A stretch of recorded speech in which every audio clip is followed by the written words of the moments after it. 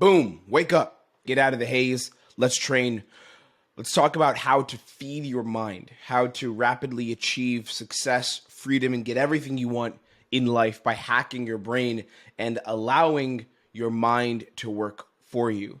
I want you to understand this idea that your outputs, which is productivity, making money, getting results in life, the outputs, which is the way that you perform, okay? What you're able to do, what you put into the world is going to follow your inputs. Inputs meaning what you consume. I can always tell different kinds of people, different kinds of men that I come across in my day-to-day life while I'm out. I can tell who they are based on what they consume, based on what their inputs are. So whenever I ask a guy, like, what do you watch? What do you read? Who do you listen to? What do you listen to?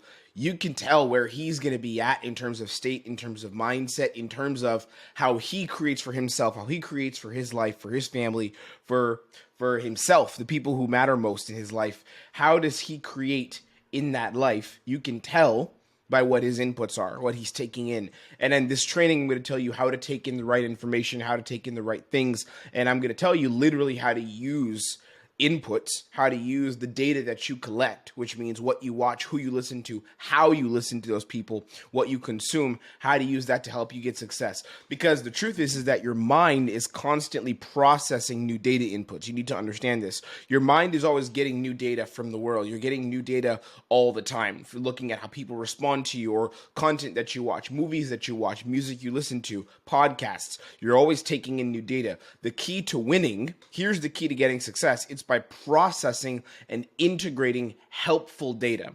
So there's certain kinds of data that helps you and certain kinds of data that's going to harm you. Not all data is created the same. Not all voices and spaces and people that you listen to are going to be the same. So the key to getting the success you want is by understanding when there is helpful information and by processing that information and by integrating that new information. Processing data, here's what this is. It's understanding how information applies to you. That's the processing. So as an example, if you do a course, let's say you start learning high ticket sales, you start to get better at your sales skills, which a lot of my guys are doing.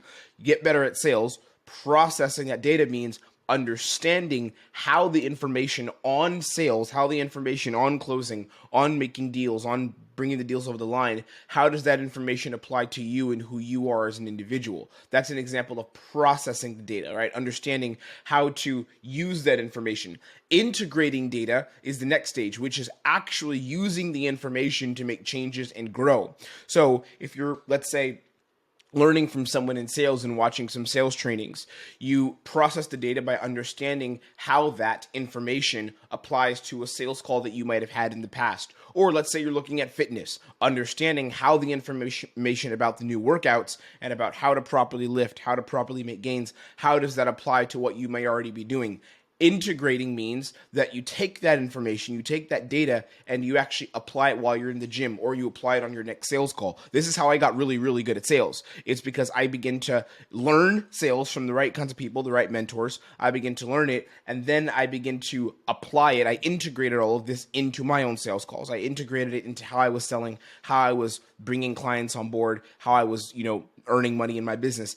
At the end, before we end here, so make sure you stay to the end, I'm going to give you my most powerful input. So I'm literally going to tell you what I consume, how I consume it, what I listen to, what I engage with, that gives me maximum productivity and keeps me inspired, keeps me motivated, helps me educate myself throughout my week, throughout my month, so that I can consistently move forward and produce like I'm doing here on YouTube. I can produce at a very high level and stay at a high level and earn hundreds of thousands of dollars. I'm going to explain to you how I do this myself.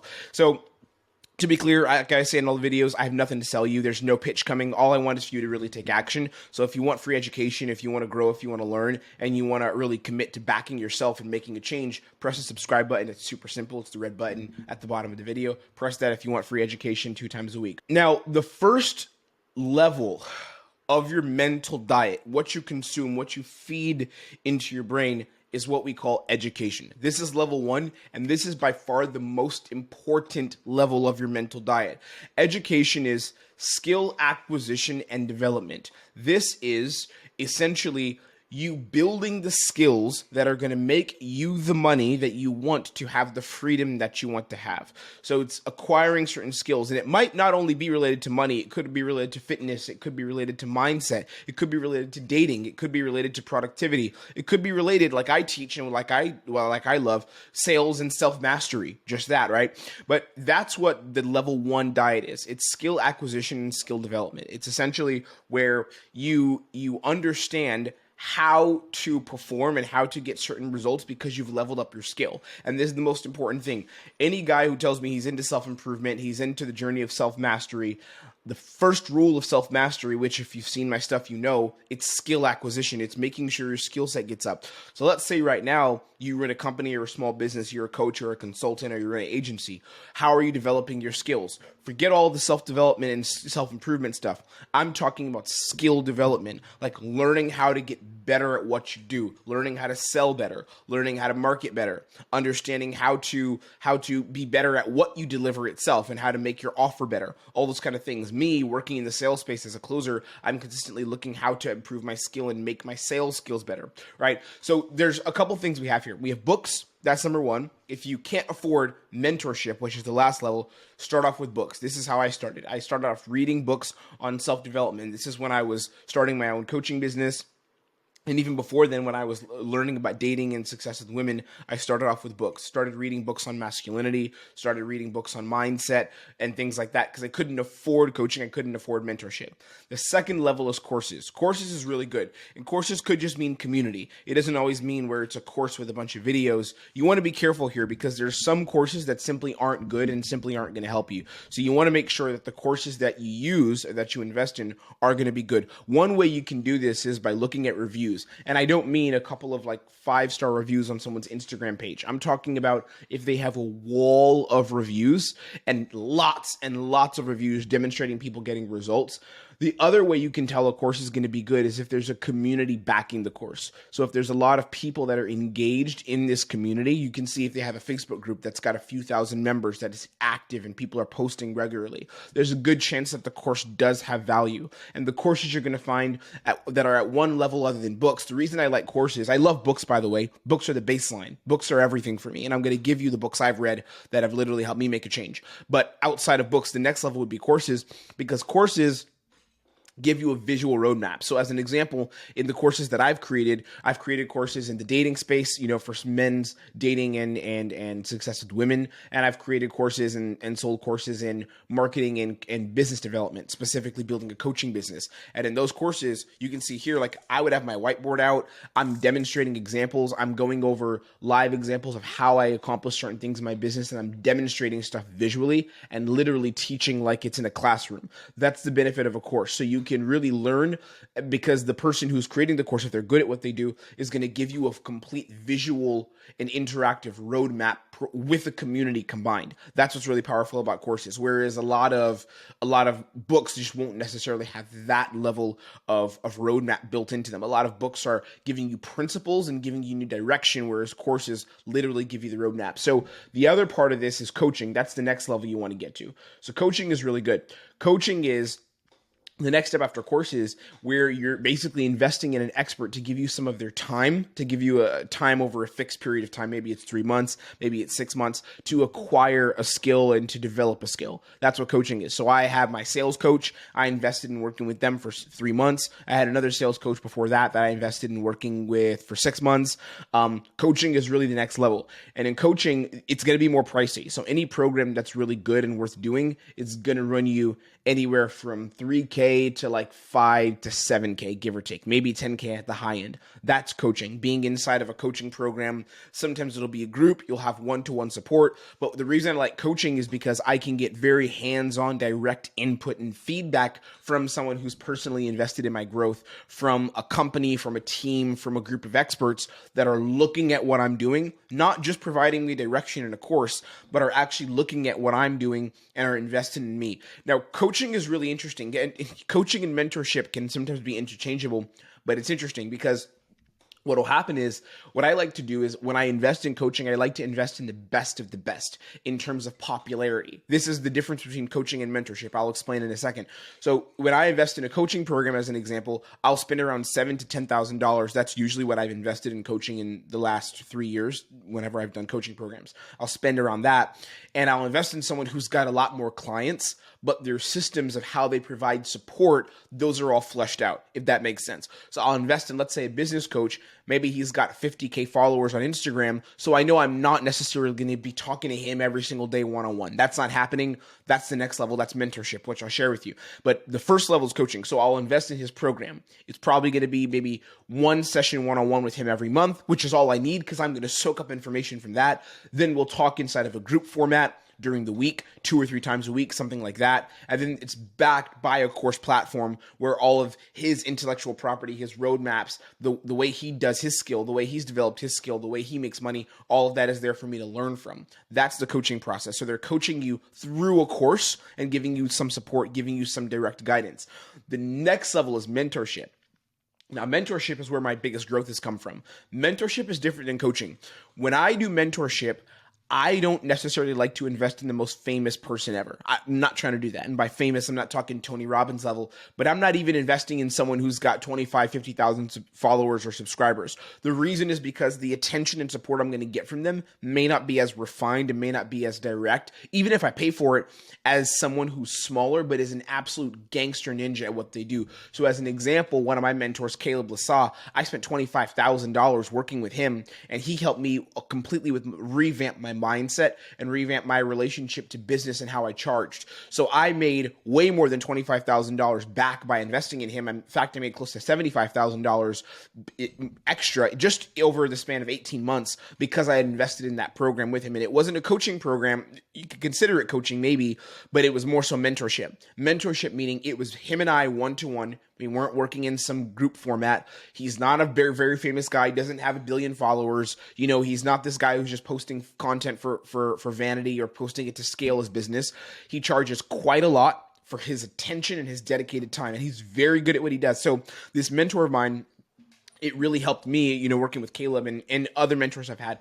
It really has helped me grow. I've also had other mentors, one other mentor specifically who helped me with my sales skills and my dating and mindset stuff when I was very young. And I ended up working for him actually, and that helped me launch my first business. We ended up working almost as partners. I was working just under him and coaching all the programs while he was, you know, building the business. And that helped me launch my first business and helped me make my first 6 figures working with him as a mentor and someone I learned from. So mentorship is really valuable, and it's really next level. And this is what I have with some of my guys. You know, I have people who've invested tens of thousands of dollars in working with me and having me hold them accountable for a year. And it's really powerful when you can invest in mentorship because it's that personal touch and someone who's directly invested in you. And I love mentorship.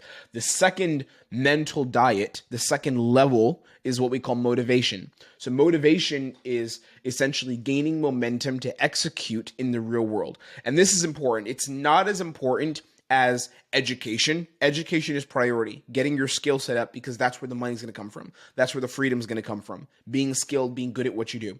But the second level of this is motivation. Motivation is going to lead to momentum. So if you don't feel motivated, it's kind of like, you know, I can do this all day, but some people need motivation. I know I need motivation. Motivation doesn't mean you need David Goggins screaming at you, telling you what to do. That doesn't have to be motivation. Motivation to me is the drive and the willpower to succeed. Sometimes this can come internally, and that's the truth. Sometimes I'm very, very motivated internally because I have my holy grail set. I know where I want to be at. My end goal, my big dream goal is I have to be at 200K a month. And my immediate goal right in front of me, what I'm aiming for right now is 50K a month. So for me, which is double what I make essentially, a little more than double of what I make. So my goal is to gain momentum so that I can execute in the real world. And I have different assets and things I consume in my mental diet that help me gain this momentum.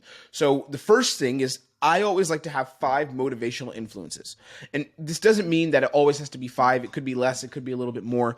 But I'm not consuming and following a bunch of people that inspire me. Like as an example, back in the days when Tim was really crushing it online, he was one of my motivational influences. Then after a while, I stopped looking at his stuff. I hope that I can probably say the word here. I don't know. So I'm going to censor it out for the rest of the video. But he was one of my motivational influences early on around 2020, 2021, maybe a little bit later than that, even 2022. And then that kind of fell off because I got what it's about. I learned what I needed to learn, and then I moved on, right? And now I have other motivational influences. I'll make a separate video sharing who I listen to. If you guys are interested, shoot me a message on Instagram at oxytim, OXY.TIM. I respond to all my DMs. You know this because a lot of you have been DMing me and we've been having conversations. So let me know, shoot me a message, and I'm more than happy to chat about self-mastery. But, I have my 5 motivational influences, and I have 5 people that I pretty much always listen to that are an earpiece for me. And I'll share with you some of those guys at the end of this when I go into my mental diet and some of the protocols I have for what I consume, what I listen to. The other part of this is podcasts. So podcasts help give me a lot of motivation. And this is under these 5 motivational influences. So I'm not really listening to tons of content from a bunch of different people. I don't have like 10 guys I'm listening to or 15 people I'm listening to. I'm not doing that.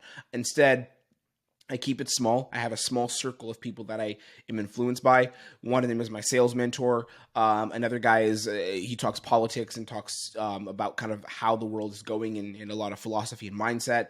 Someone I'm a huge fan of. And what I do is I listen to their podcast. Not all of them, not all the time, but I have that on if I'm in the gym maybe, or sometimes, I'm close to winding down my evening, I'll listen to a podcast from one of these influencers. And then the other part of this is long form content. This is a big one. So I found that watching lots of short form content is very bad for the brain. It sabotages your brain. It sabotages the way that you interface with the world because you're looking for a quick, cheap dopamine spike. So I've cut down on how much short form content I look at. I barely look at any right now. It's only long form, and I sit and I will listen to a full conversation. I'll sit and listen to a long half an hour to an hour piece of value without needing to scroll. And the other influence that I like, the other part of this is high performance music. Here's another part of my mental diet, which I'll share this with you at the end. I'm going to literally give you what I listen to. It's high performance music. So I listen to music that's going to motivate me to perform, music that has some kind of emotional or spiritual or philosophical significance, something that might come from a movie that inspires me or from a character that inspires me or a theme that inspires me, which I'll share with you later. And I listen to this music and it adds to my motivation. You don't want to overload on motivation. This is key. You don't want to force yourself to be constantly motivated. Like, I need motivation in order to get what I want to get, because you have to find motivation within yourself at the end of the day. No one's going to come to rescue you. No one's going to come to save you. So you don't want to overload on motivation, which a lot of people will do. And I see a lot of men do this. They're constantly motivating themselves. Like, don't even look at my stuff, bro. Like, if you find that you're in this cycle of needing to be motivated all the time, and you feel like you're looking at me or whoever else as a source of, I need to see this to get work done, you need to start to find it within yourself, because you're the only person who can save you. No one else can. So you don't want to overload on motivation. I'm doing this at a very fine line. I'm not consistently watching and consuming content. And you also don't want to get stuck in motivational cycles in the haze, watching freaking David Goggins or Joe Rogan motivation for hours. Like, dude, it's not going to help you. I do this when I'm in the gym, sometimes when I wind down in the evening, or maybe I'll do it in the morning when I'm walking my dog. I'll put on some motivation, someone that I listen to, something that inspires me. That's what I'll do. But that's it. During the day, I'm not consuming this stuff. And I'll give you my protocols in a second. I'll share them with you. But you want to stay out of the haze, because the haze, some people call it the matrix, it can be very tricky. It can literally be where you're just consuming motivational content all the time, and boom, you're not productive because you're trying to rely on someone else to give you a feeling of success, which is not actually success. It's just a feeling. The third level of the mental diet is engagement. Engagement is real world experiences that help you position yourself for success. So I break this down to 5 things, 5 levels of engagement. Your circle of kings. Okay, and I talked about this before in one of my last videos, where I talked about having a circle of kings and eating off the king's table, where you are the king. You and your brothers are the kings. So have a circle of kings, and this is something I've developed a lot myself. I have my circle of guys. Shout out Rob, shout out Edward, shout out Martin, shout out the guys that I'm around that I've spent time with.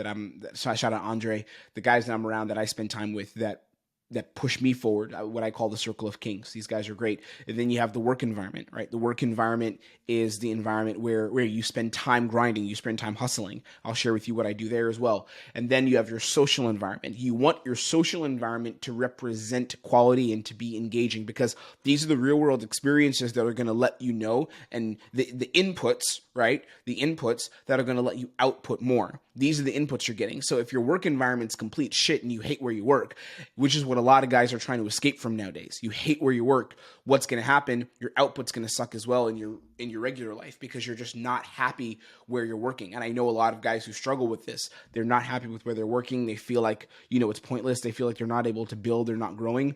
And they crumble because their work environment isn't great. Even if you're working as an entrepreneur, sometimes, being stuck in the house all day, working in a dark room may not help you. Some people, it does work for them. And if that works for you and that's your flow, sure. That doesn't work for me. I have my office here in my house, and I'm blessed that I have an office in my own home.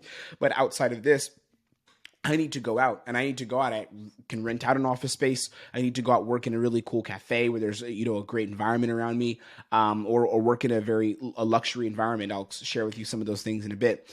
And then social environment. Who are you around? Who are you socializing with? That's important too. What are the places that you go to when you're with your boys to spend time? Like, do you go to places where there's people that have low vibration energy, people that have negative energy, people where there's fights breaking out, and everyone's kind of just, I'm here to burn time after work because I hate my life and hate my job. Your living environment. Where do you live right now? If you can't afford to live in a place that's very quality, or a place that's better, what are some small things you can do to improve your environment right now? Do you keep your place clean? Do you take care of it very well?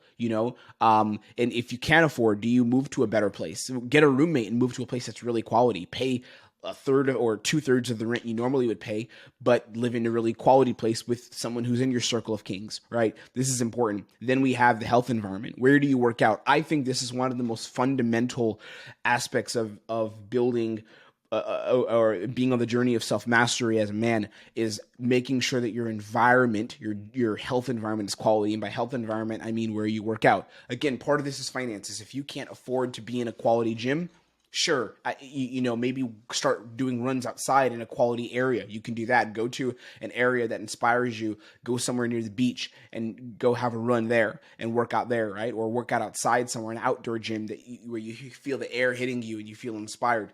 But my environment in terms of my health is always dialed in. I always need to be in the best gym. Right now, I go to the best gym in Budapest. I make sure that my environment, when it comes to fitness, I'm around people that are A players. I'm around a lot of entrepreneurs. I'm around, even in my gym, a circle of kings there. The guys in my gym, are crushing it. The guys in my gym have the right mindset. The gym itself is very quality. The girls are attractive. There's beautiful women there. So it's just this environment that's always promoting success in my life, that I'm always looking to attain. And that's how I engage with the world. So I want you to look at how you're doing this. Here's my current input strategies.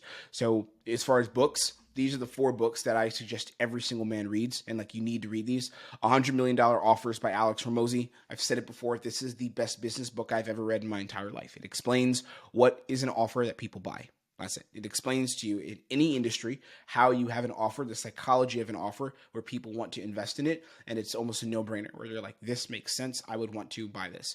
That's $100 million offers. You need to understand that, and you need to read that book if you are considering running a business, or if you're considering being in sales, or if you want to start an agency. Again, going back to a business, read $100 Million Offers. Then we have Psycho-Cybernetics by Maxwell Maltz. This book also changed my life because it awakened me to the reality that I could create my own reality, and that I could create a path for myself based on certain mindset and lifestyle and perception hacks, and choosing the path that I create, choosing the path that I go on. So Psycho-Cybernetics is one of the most powerful books that I've ever read. Man's Search for Meaning by Viktor Frankl. It's not for everyone. It can be a very depressing book, but it talks about Viktor Frankl's experiences in the Holocaust, and him being in the concentration camp, and how he survived, in the mindset and the suffering and the pain and the willpower that many people experienced who went through that suffering, in that dark time for a lot of the people who were in those experiences, in those camps. And he talks a lot about his experiences and goes into the psychology. He's a psychologist, so he takes a psychological perspective into Man's Search for Meaning in the book. He takes a psychological perspective of the suffering, of the pain that a lot of these men and women went through in this experience that he literally participated in and was a victim of himself. Atomic Habits, really powerful book as well. Talks about how to build habits. It's the best book I've ever read on habits ever in my life. And I started implementing new habits. In fact, this was key for me quitting alcohol and being completely sober. Atomic Habits was my key for that. One of the keys for that. Reading that book was really powerful and it changed so much for me. Music. The music I listen to when I work, the music I listen to be productive, the music I listen to that's part of my inputs is Stoic Ambience. So just look up on YouTube Stoic Ambience and you're going to find some amazing Stoic compilations of music that's just deep meditation, presence soundtracks that carry so much emotion and carry so much weight. You'll find these playlists on YouTube. They're really powerful, and I listen to this when I work. I listen to this if I'm doing some writing. I listen to this even when I'm in the gym. It helps me lock in, helps me focus, and find the motivation within myself. Also, Hans Zimmer. Hans Zimmer's a composer that I like.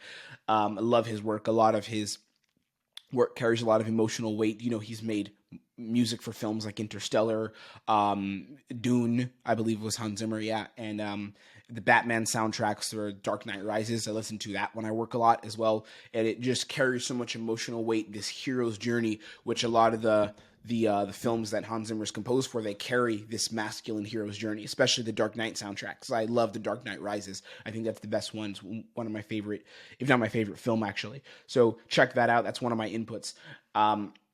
And then podcast, the Patrick Bet David pod. I wrote PDB, it's PBD. The Patrick Bet David podcast. That's one that I like to listen to a lot. I keep tabs just with what's going on in the world, and I think he has a relatively balanced perspective on things. You know, he's a bit right leaning for sure, definitely on the conservative side, but I like a lot of his perspectives. He does understand nuance, and I think he's a smart guy. So I like listening to a lot of what he and the crew put out on that podcast. Then Lex Friedman, I like listening to a lot of his stuff. Hearing just the successful people. I should have put Tim Ferriss as well. I listen to the Tim Ferriss podcast, the Tim Ferriss show. They share a lot of value as well, and there's a lot of inspirational people on those podcasts where I'm like, shit, I need to step up my game. I need to keep moving forward. I need to keep rolling. And then Dropping Bombs from Brad Lay. That's a really good business podcast. He talks to so many different agency owners, consultants, entrepreneurs in different spaces, fitness guys, mindset guys, coaches, marketing guys. So he talks to a lot of them, and they talk about their business journey, the lessons they've learned, and you start to see patterns of success, and you can execute those patterns in your day-to-day life. Another input strategy is my network. So I've got my core group of peers here in Budapest. I've already given my shout outs. There's more that I'm missing, but I have a core group of peers here in Budapest where I live, where there's a couple guys that I know that I can rely on that are my boys, where I want to connect if I want to catch up, talk business, get inspiration, get some motivation.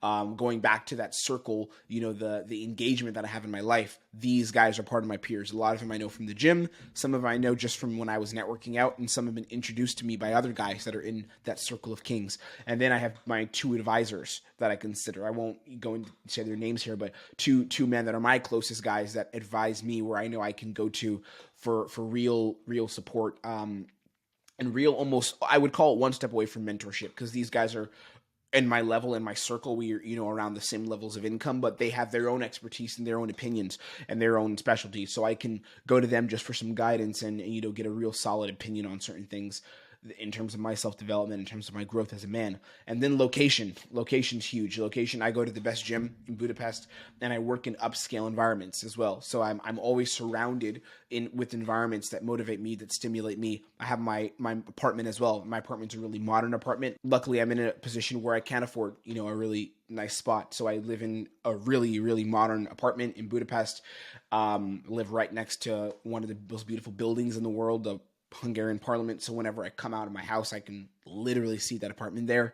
See, not the apartment, see the parliament there, and it's incredible. And I have an office in my apartment. I have, it's quite nice where I live. Maybe I'll do a small tour, but I'm really grateful for this environment that I'm in. And it allows me to be more productive. It stimulates my mind. But I don't just work here only. I also will go out and I'll work in different upscale environments too. Like I'll go out and work in the Four Seasons, or I'll work in the Matilde Palace, or I'll work in the Marriott. I spend time in these environments where I feel more stimulated, where I'm around people that are high value. I'm around people that inspire me, and I spend my time in these places. And this is the input that I have in my life, and it's really powerful when you can consistently do this. I'll end on this quote: "The mind is everything. What you think, you become." From the Buddha. Understand this: the mind is everything. What you think you're going to become. So, what do you intake? What do you think about? What do you think you are? Who do you think you are? What you think you become at the end of the day. And I've seen this in my life. It's never been more true for anyone than myself. Like, I've seen this so much for myself, what I think I've become. And as I've started to think as a high value man, as I've started to see my own value as a man, I started to change my inputs and consume better information, and then limit how much information I consumed, I begin to see, the value in my life change as well. More income, more opportunities, more abundance, more freedom, live the lifestyle that I want, date the girls I want, build the relationship that I want. That's what happens. So I'll leave you there. I want you to wake up and get out of the haze. Stay out of the confusion. Stay out of the cloud and the dust and the dirt and the grime that prevents you from seeing what's in front of you. I want you to become clear. I want you to leverage self-mastery to make more money than you've ever made before, to be able to sell at a very high level, to be able to influence the world and make an impact. That's why I make these trainings consistently, okay? Be blessed. If you need anything, send me a message on Instagram. More than happy to respond. It's down in the description. I will chat with you later. Take care. Sending you all the support in the world, bro. And I'll see you on the next one.